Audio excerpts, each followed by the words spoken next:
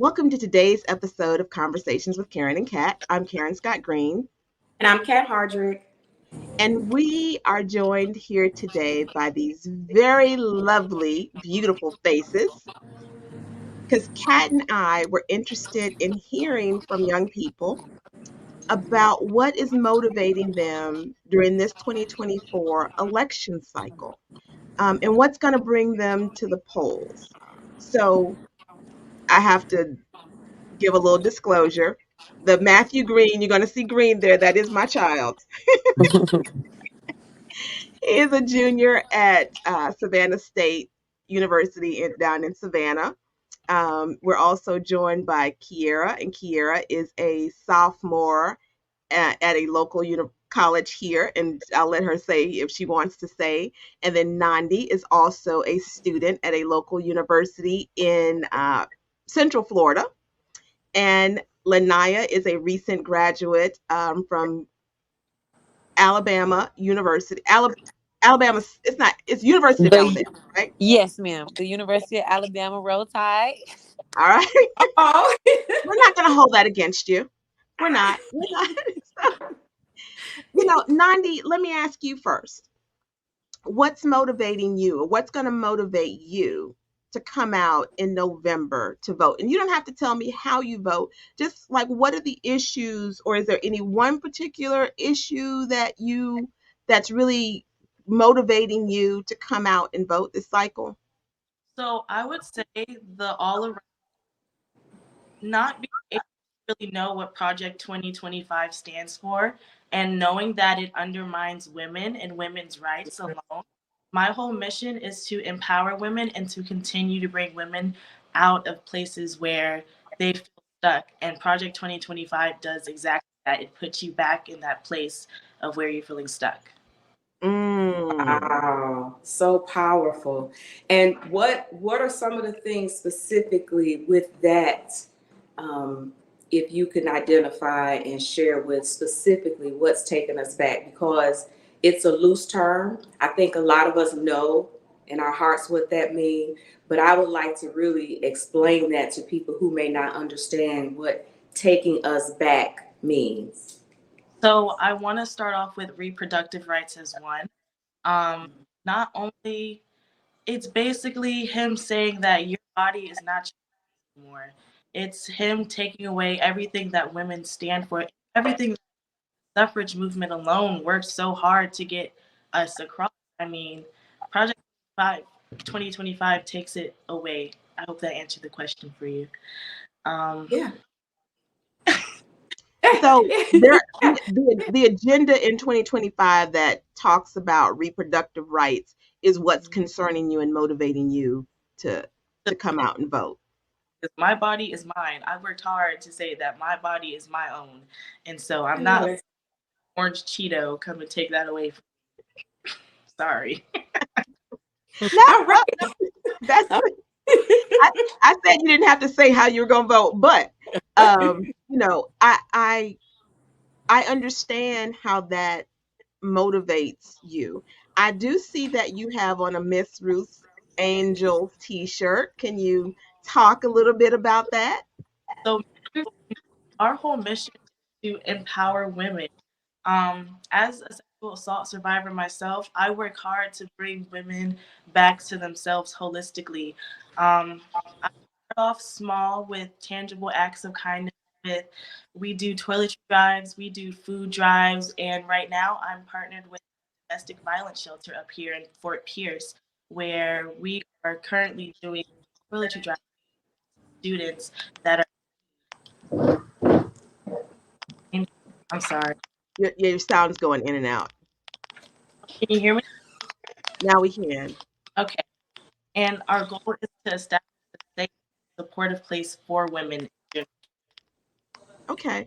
And so, Miss.RuthsAngels, how can someone get in contact with you so that they can donate or assist you in your mission?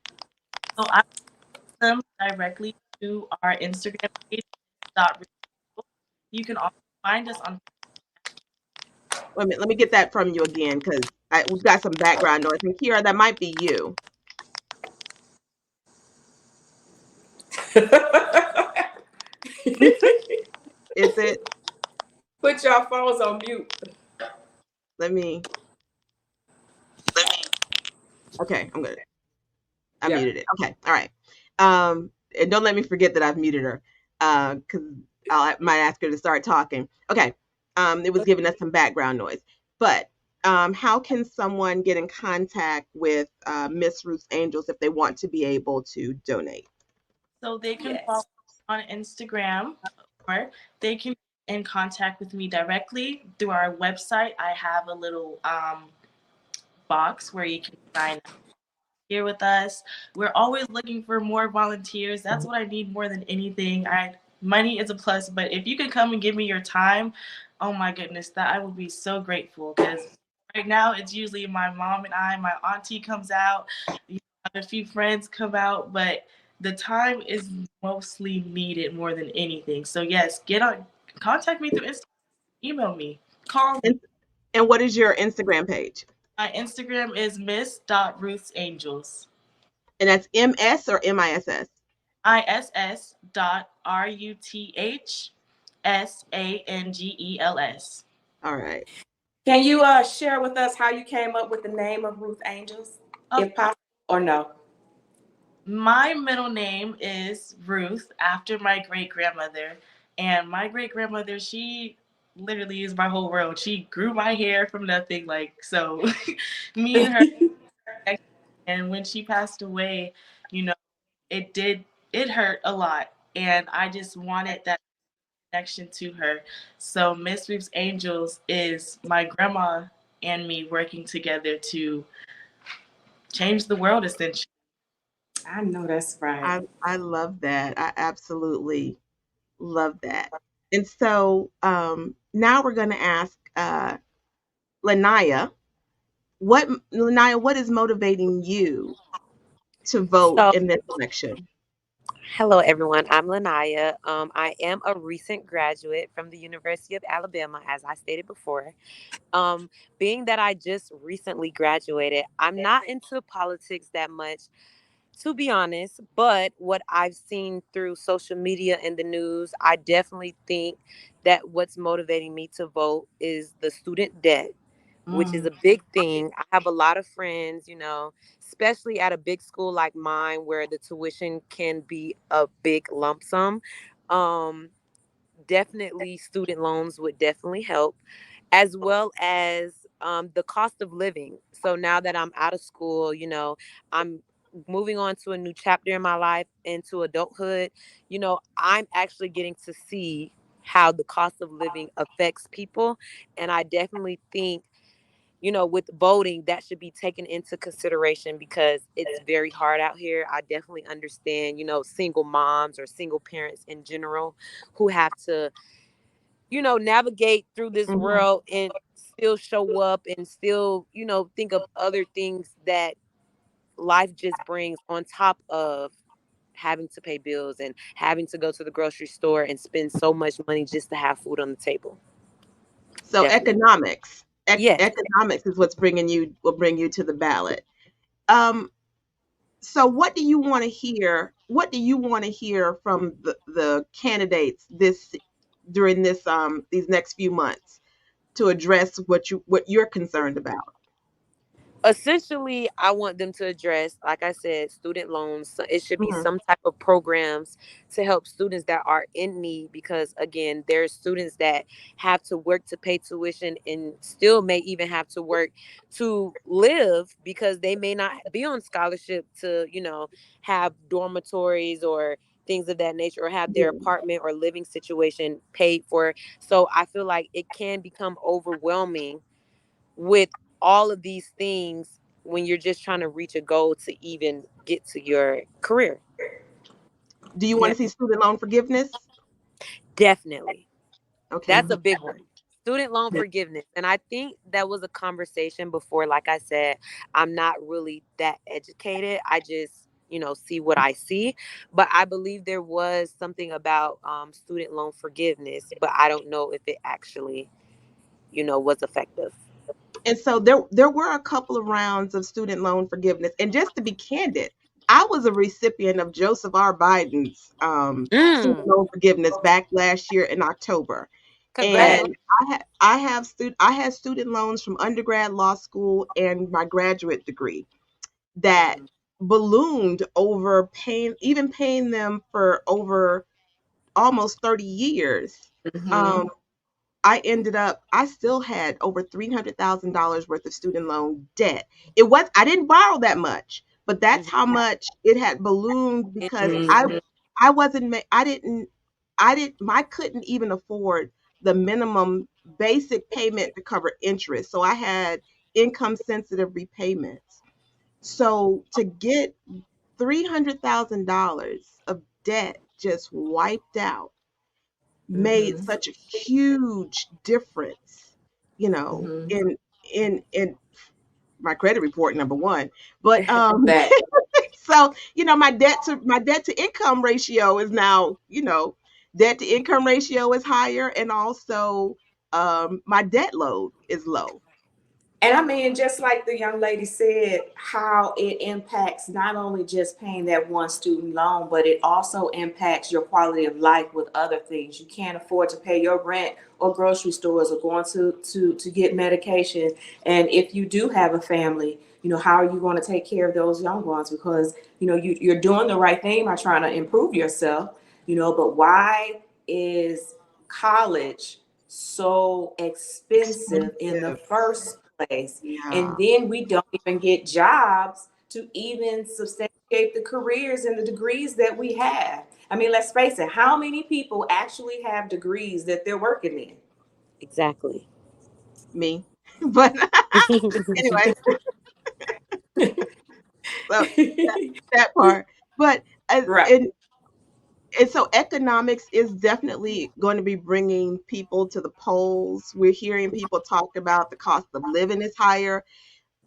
Interest rates are high right now. Interest rates are hovering somewhere like 6 and 7% for home mortgages, which means it's costing you more to borrow money to borrow money for a house, for a car, those Mm-hmm. sort of things. So all of those are important issues. And Laniyah, you said that you're not very educated about politics, but you're living and you're paying bills.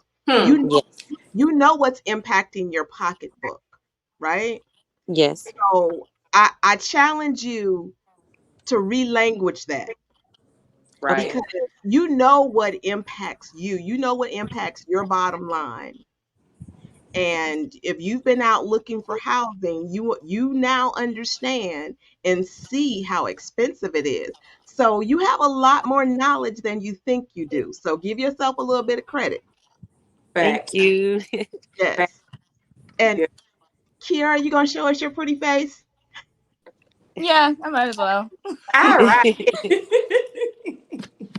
So, what is going to bring you out to vote in November? Like, what's motivating you? What's important to you and to your friends that you're talking to? Um, one like topic that we've been like discussing a lot whenever we do talk about politics is Hmm. how much representation we get as Mm-hmm. people of color and also like queer human Mm-hmm. beings as well. Yeah. Yes. So we feel like, for example, like Kamala Harris, woman of color, and basically like one of the first few like women that are like running as well, and then Yes. also vice president as well. Um, he's Jewish, I believe. I'm not too Well, well educated about I The don't politics. know. husband, the I vice know her president. husband. Mm-hmm. Yeah, Her Oh, Kamala husband. Harris's husband is Jewish. okay. Mm-hmm. Yeah. And so, is anybody motivated by how important is it to either of y'all about the Palestinian conflict, the war? I'm not gonna call it a conflict. Does that resonate with any of you? Like, is that a strong drive to get you out to vote? Anybody? And if it's not, that's fine too. Yep. That's fine. Y'all, if Uh, y'all talk, y'all on mute. For me personally, it does, but Mm-hmm. I also like how people from our generation are also mhm. like volunteering and also like giving their voice out about the situation as well, and doing things for the community Okay. to help. Okay. Mhm. So for you and your peers, you're doing more action oriented things when it comes to the Palestinian, what's going on in Palestine, and it's not the determining factor for you for voting. I don't want to put words in your mouth. Is that Well, I say it's both, because I still want to vote, so that way it also like puts out there that I do want change in okay? regards of Mhm. like the situation that's happening over there. And but again, I just still want to I guess support as well. Okay. Okay. Mhm. So, Okay. are there any of you who feel like, because I've heard some young people say this, um, that they can't support any candidate who doesn't say that there has to be an arms embargo and call for an immediate ceasefire. Does anybody feel like that? Personally, I agree that there needs to be a ceasefire Okay. immediately. Um, Auntie, we have had conversations about the Palestinian conflict Hmm. where you have had to more so school me because I am acting off of emotions and going based off, what I'm seeing over there versus what is actually happening.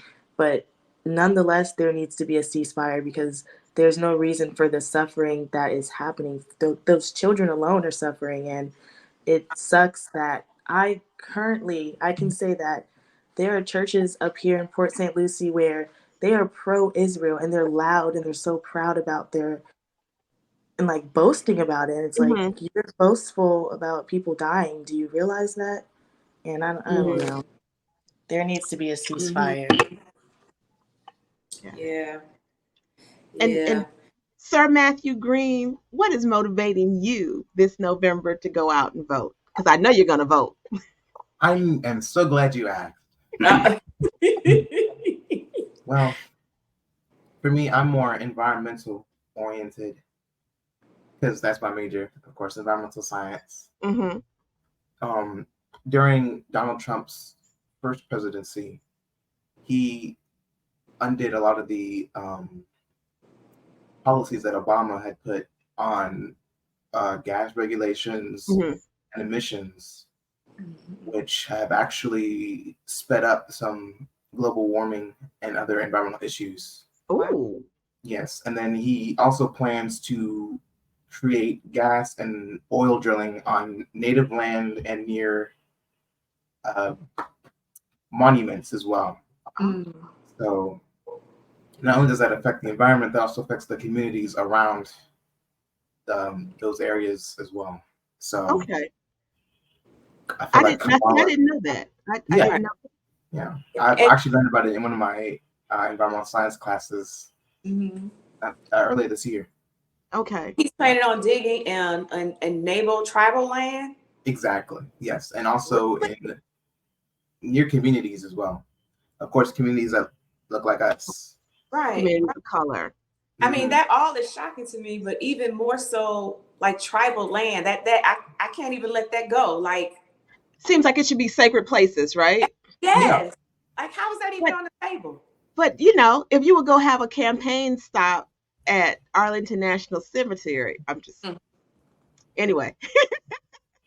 So, and so environmental policies, someone you want to see a candidate who is going to at least have policies that are going to protect the environment. Yes, exactly. That and the communities as well, because the environment is where we live. So Right. having somebody who's just gonna think about profit instead of, oh, our future generations need to live on Hmm. this land Hmm. is what's So, important to me. what does that look like when you say doing things for the community? What does that look like? Hmm. Um, that's a good question. Yeah, so like when we want somebody to be a part of the community and not put profits over people, right? Does that mean making sure that communities that have food deserts have quality food, have healthy soil so that they can grow quality food free from pesticides and toxins that are legal in this country but illegal in other countries. Yeah. Can you Actually raises a good point. Yeah. Food deserts, I feel like having a candidate who can address that and also have like food drives or just more community oriented is something that I would push for. yes. The other day, a um, somebody who was representing GeoAg, which is agriculture, which is growing food with rocks. Mm. And it's actually a good alternative to soil and other destructive forms of agriculture because the rocks can last for thousands of years. And all you have to do is just keep replanting the seeds. Okay.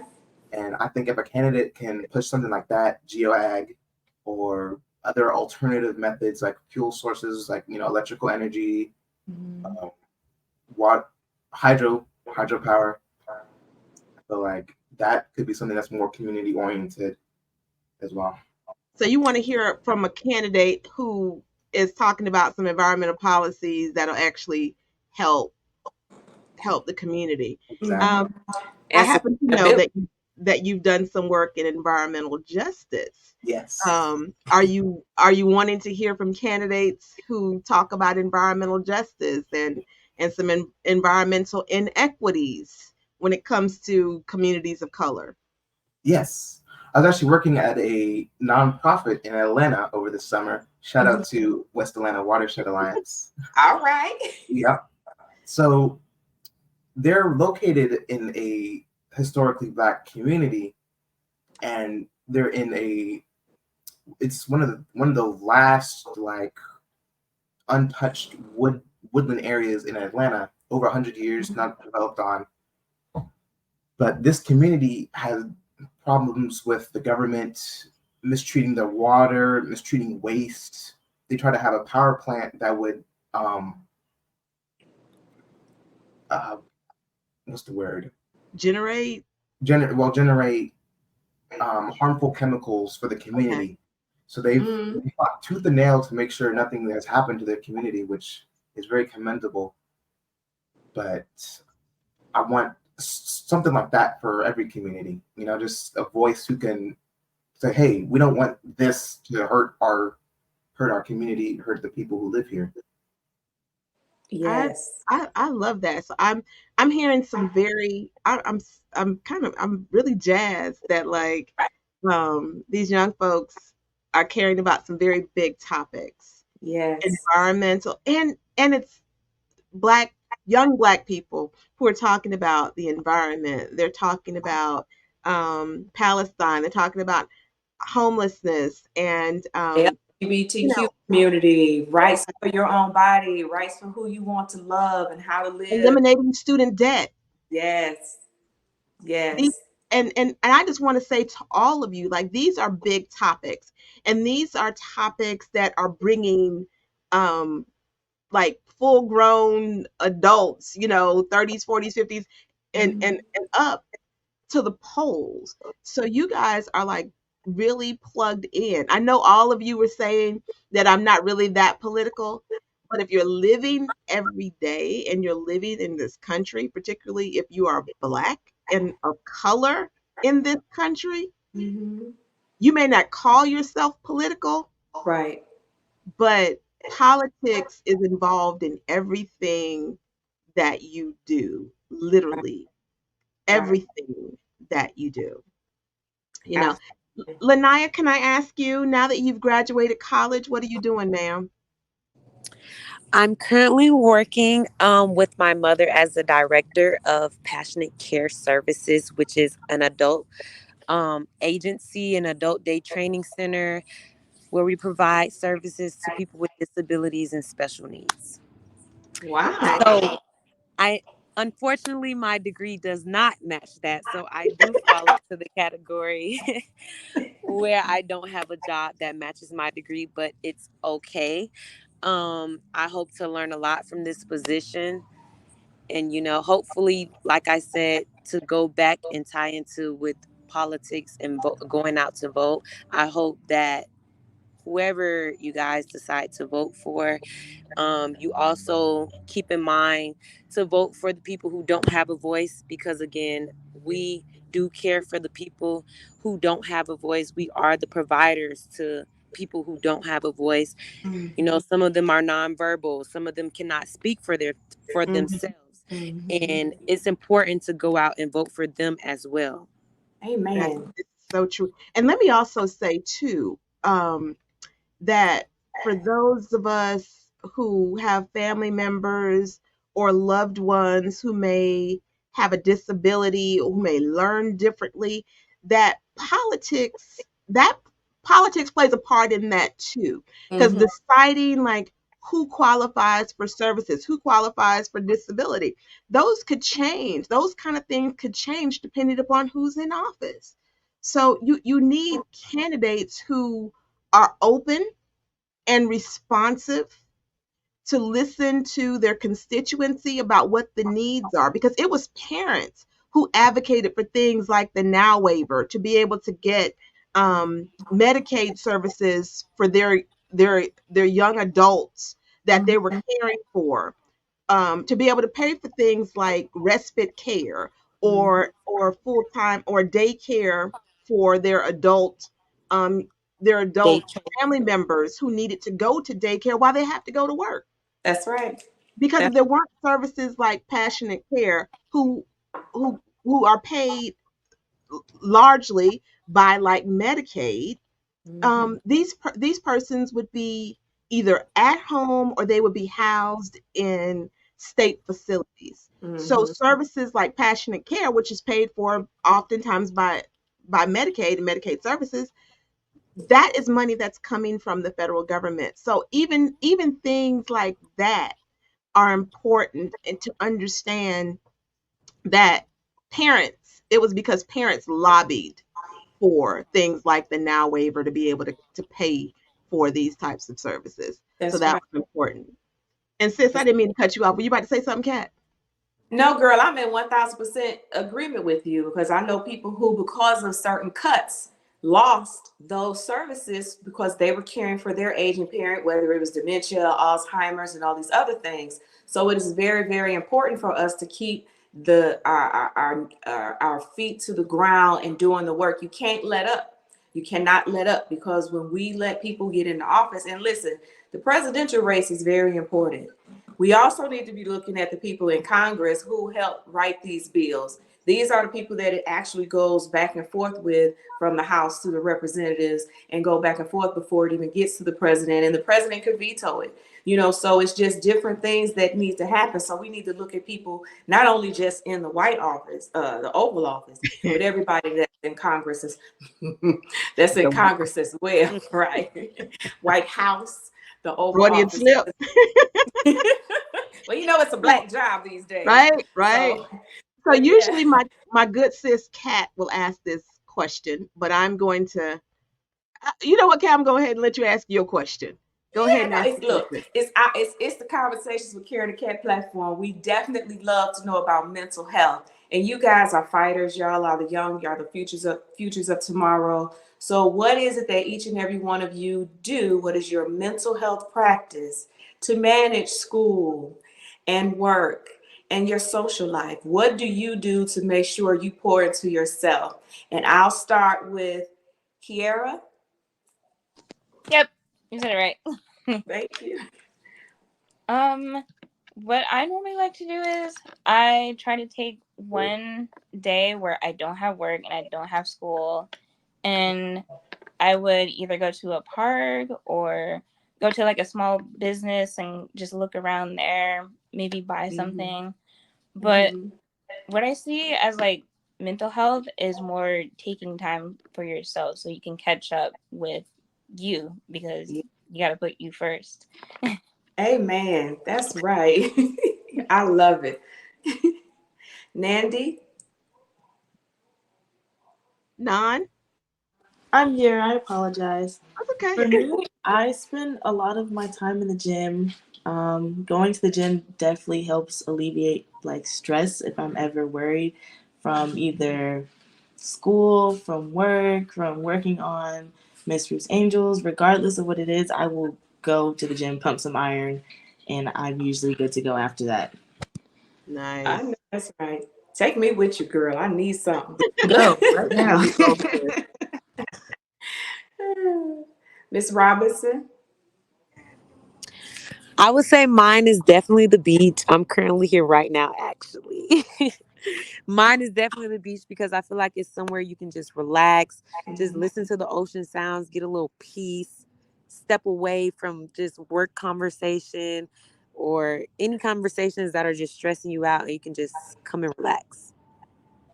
I love it. I That love is the it. one thing I miss about that and family. Family and the beach are the two things I miss about Florida. That's it. Yes. Yeah. And how about you, Mr. Greene? All right, so I got about two things. First is kind of piggybacking on what Nandi does, going to the gym. Home workouts or just just a quick stretch really helps kind of get the stress from the day out. And the second one is I write plays, so I put Mm, a lot of emotion and passion and experiences into my writing. And sometimes I do poems too, but they're not all that. Hmm. Congratulations. You are a writer, huh? Yes, You need somebody to be one of your stars, you know. I am looking. you know. But you all have given us great tools and recommendations. And thank you for sharing your personal stories, but also helping other people have ideas, whether it's the Yes. beach or riding or stepping away and making a personal day to yourself. You know, all of these things, going to the gym, these are tools that others can use. And that's why we have this small segment because we want to empower other people. When life gets too busy, press pause, take a step back, and pour into yourself because you are worthy. So, and loving yourself, loving others starts with loving yourself first. So that's why that's very important. But thank you guys for sharing your stories about why to get Mhm. out and vote. And if you're not registered to vote, please make sure you go to your Secretary of State's website, whatever state you live in. Please go to the Secretary of State's website and learn how to get registered to vote if you're not registered to vote. And always swing by KierraCat.com and make sure you subscribe and follow us because we work very hard to bring you good content so that you can be empowered and make your corner of the world a little bit better. That's right. And all of you, thank you so much for joining us today on this episode of Conversations with Karen and Kat. Well, we are impacting the world one conversation at a time.